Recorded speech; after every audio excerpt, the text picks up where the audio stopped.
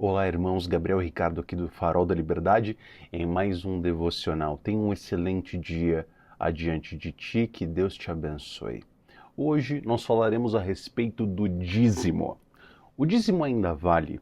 O dízimo ainda está em vigor como era no Antigo Testamento, como vivia a sociedade dos hebreus?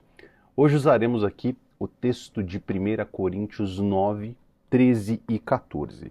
Eu sugiro que você leia o capítulo inteiro, mas esses dois versículos vão nos dar uma base para que você compreenda melhor esse contexto. Mas antes de tudo, quero pedir para você curtir o vídeo aqui embaixo, você compartilhe esse conteúdo com alguém. Então vamos lá. Lemos o texto de 1 Coríntios 9, 13 e 14. O que está escrito aqui, tá?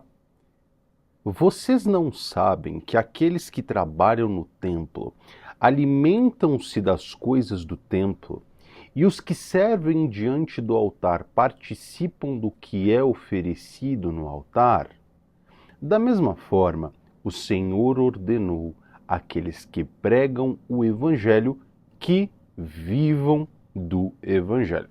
Esse aqui é um breve contexto da passagem, né? Então, Paulo aqui, no capítulo 9 inteiro, vai fazer uma analogia com o sistema de sustento clerical da tribo dos levitas que acontecia no Antigo Testamento, mas sem necessariamente exigir o dízimo, apenas destacando que os líderes ministeriais e agora os pregadores do Evangelho e da Palavra de Cristo precisam ser sustentados pela comunidade. Então, para isso é importante você que está em casa hoje entender, compreender a perspectiva histórica do que foi o dízimo no Antigo Testamento. A Israel, do período bíblico, era uma nação onde a religião e o Estado estavam entrelaçados, eles eram intimamente ligados. E o dízimo sustentava toda essa estrutura. Então sustentava tanto o templo, a estrutura clerical e também sustentava o Estado, o governo hebreu. Então o conceito de dízimo no Antigo Testamento era a parte fundamental da vida e da lei, do cumprimento das leis em Israel. Os israelitas contribuíam com 10% das suas colheitas, dos seus rebanhos, dos produtos que eles produziam. E essa prática tinha a finalidade de sustentar os levitas e sacerdotes que se dedicavam integralmente ao serviço do templo, e havia uma regra, né, naquela época, que eles não poderiam possuir terras para o seu sustento, né? Das 12 tribos de Israel, a única que não tinha sucessão de terra era a tribo de Levi. Tá? Isso está lá em Números 18, do 21 ao 24, você pode abrir a sua Bíblia depois. Deus vai ordenar que os dízimos em Israel sejam dados aos levitas, que serviam no tabernáculo, porque eles não tinham herança da terra como todas as outras tribos, né?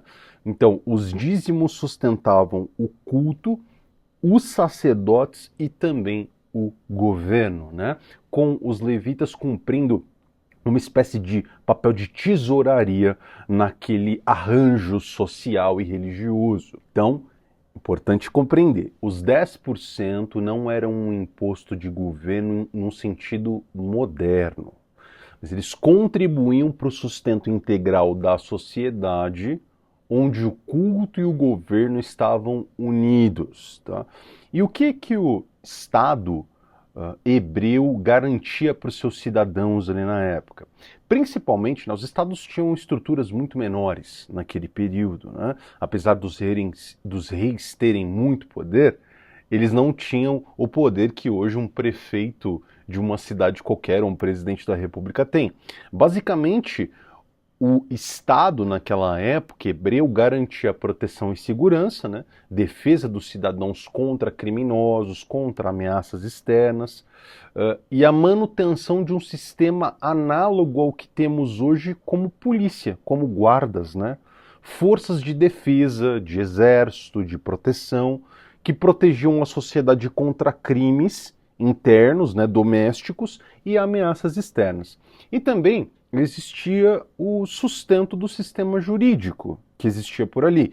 Então, um sistema que aplicava, interpretava as leis mosaicas de uma maneira justa, de acordo com bons juízes, que protegiam os direitos de propriedade, que garantiam que os contratos fossem respeitados, que se você tivesse algum problema com algum malfeitor com a sua família, alguém que tocasse na sua filha ou num filho pequeno seu, ou que matasse, assassinasse alguém da sua família, você poderia ter a garantia de que essa pessoa seria punida, né, devidamente punida. Então, toda sorte de tribunais, essas estruturas que arbitravam e solucionavam questões de disputas, independente de quais fossem elas, certo? Sempre à luz da lei. E o dízimo também é importante notar que esse detalhe que eu vou explicar agora se estende para o Novo Testamento e para a igreja moderna, que o dízimo era um socorro. Um socorro a quem? A viúvas, a órfãos e a estrangeiros, né? Então, na sociedade do povo hebreu, na antiga Israel, o sistema era financiado por esses 10% e as necessidades religiosas e sociais do povo também bebiam desses mesmos 10%. Mas então, ok, esse era o arranjo do povo hebreu. O que isso significa para nós hoje? Isso é um exemplo. Nós devemos seguir o mesmo arranjo de leis, o mesmo modelo de sociedade? Aqui, o que Paulo vai apontar no capítulo de 1 Coríntios 9 como um todo? É o princípio do dízimo no Antigo Testamento, mas com uma transição para a nova aliança sob o sangue de Cristo. Ao invés de você legislar um percentual específico, aqui é apresentado um princípio de generosidade, onde os que servem o Evangelho devem ser sustentados pela comunidade cristã. E essa generosidade não é mais um mandamento formal e obrigatório como na lei de Moisés, porque ali havia o sustentáculo da religião e da sociedade. Agora não, agora existem distinções entre um e outro. Então, hoje é uma expressão voluntária, alegre, fruto de um coração generoso pelas bênçãos do Senhor. Tá? Então, a prática do dízimo, como no Antigo Testamento, aquele arranjo que lá existia, não é imposta aos cristãos como lei, mas é um princípio, né, de sustentáculo do ministério para que nós possamos cuidar das pessoas, não é? Dos que pregam o evangelho, dos missionários, e também que possamos socorrer os necessitados. É aí por isso que eu citei aquele ponto anterior. Fazer ação social, sustentar pessoas em necessidade de socorro, né? Pessoas idosas, pessoas aposentadas e crianças, órfãos, enfim. Casa verdadeira de misericórdia que precisa sustentar, fazer ação social com esse dinheiro que é destinado à comunidade, né? Eu dou o exemplo da minha própria igreja, né? Eu sou da igreja presbiteriana. Então o pastor ele tem um determinado ordenado por mês. Independente do quanto a igreja fatura, ele recebe um valor fixo, né? E o excedente serve para todo o restante. Serve para manutenção da comunidade, serve para socorro de pessoas carentes.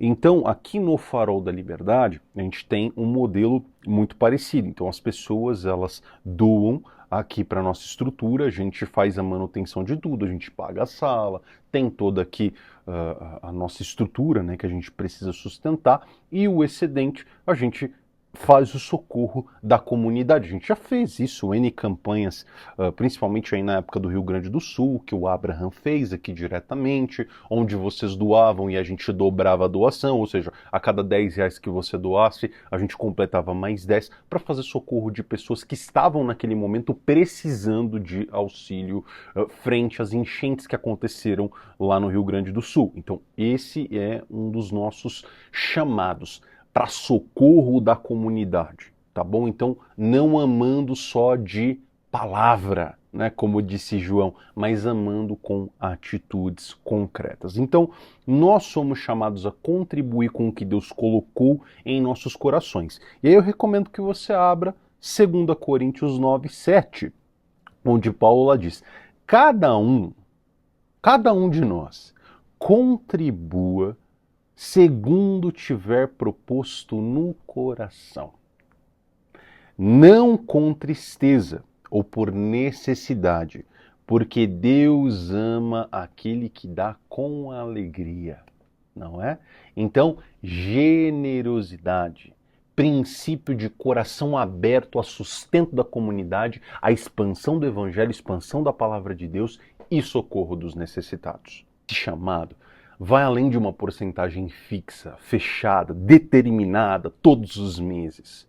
A nossa contribuição hoje deve ser proporcional à nossa capacidade, refletindo a nossa gratidão a Deus. Seja 5, 10, 30, 50% do que você pode dar naquele mês em questão.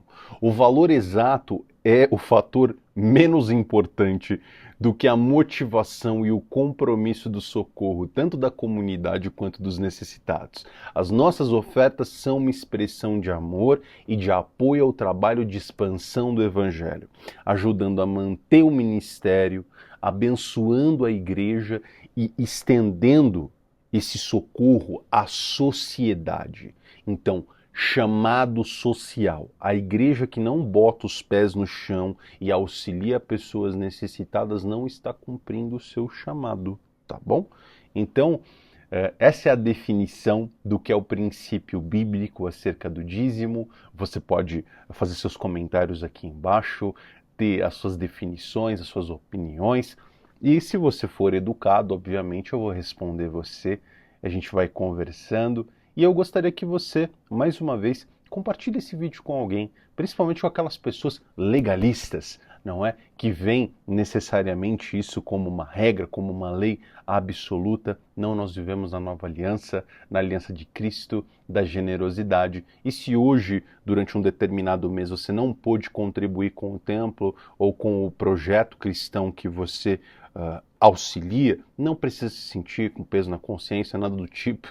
Deus não coloca arma na nuca de ninguém. Nós estamos aqui para a expansão do evangelho, para demonstrar nossa generosidade. Então, sinta, esteja em contato com Deus através dos seus devocionais, da sua vida de oração, e que através disso você deixe o caminho livre para essa comunicação vertical. E Deus vai colocar no seu coração o que você deve fazer, tá bom? Então, isso não só no auxílio financeiro, monetário da comunidade, mas também, além disso, com seu tempo, servindo a Igreja de Cristo, servindo gente em necessidade, pregando o Evangelho, compartilhando da palavra, lendo a palavra com uma família, fazendo aconselhamento bíblico. É para isso que Deus nos chama, não para necessariamente um peso de lei do Antigo Testamento que já não está em vigor. Por isso peço que você seja livre. Em nome de Jesus, viva o seu dia hoje diante da face do Eterno.